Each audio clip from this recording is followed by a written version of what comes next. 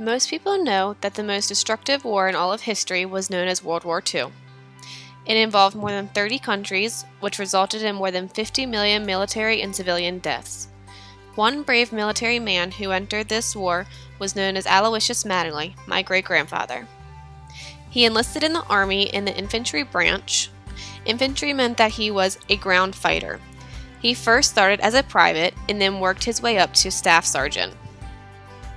The war was sparked by Adolf Hitler's invasion of Poland in 1939. It was then that my great-grandfather stormed on Omaha Beach, then later went on to travel all over Europe. When he landed on the beach of Omaha, a lot of his fellow crew members didn't make it. A majority of them died from either drowning or from explosive fires. Omaha Beach was the second beach from the west among the 5 landing areas of the Normandy invasion of World War II. Here is a map of Omaha Beach on D-Day showing the planned amphibious assault sectors. The objectives of the 1st Division were ambitious. First, it was to capture the villages of Verville, St. Laurent, and Colville. Then it was to push through and cut the Bayeux-Isigny Road, and then it was to attack south toward Traverse and west towards the point of Du Hoc. From the beginning, everything went wrong at Omaha. Special DD tanks that were supposed to support the 116th Regiment sank in the choppy waters of the channel. Only 2 of the 29 launched made it to the beach. With the exception of Company A, no unit of the 116th landed where it was planned. Strong winds and tidal currents carried the landing craft from left to right. Throughout the landing, German gunners poured deadly fire into the ranks of the invading Americans. Bodies laid on the beach or floated in the water.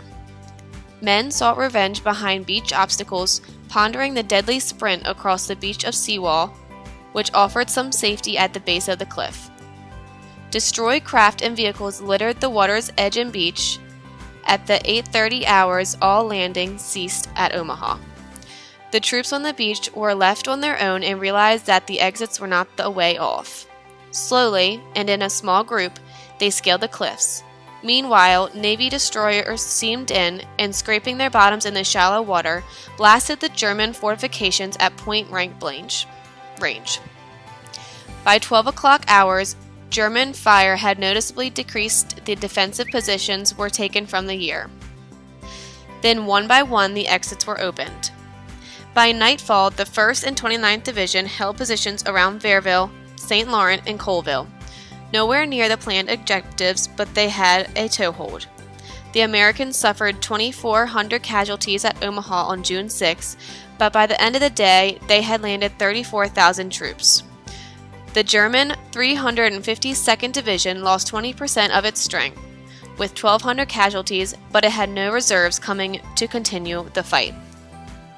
During the war, my great-grandfather collected patches off of the Germans that he killed. Despite killing, he also saved young children in a town during the battle. Adolf Hitler, the starter of this war, commits suicide in 1945. Towards the end of the war, the U.S. drops an atomic bomb on Nagasaki. On September 2, 1945, having agreed to unconditional surrender on August 14, 1945, Japan formally surrenders, ending World War II. My great-grandfather said that it was an experience he was lucky to get through. The pictures and videos that you see of dead bodies getting ran over really happens.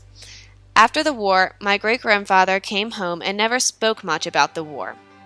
He said that he was fortunate to get through the landing on Omaha Beach and all of the other experience that took place during the war.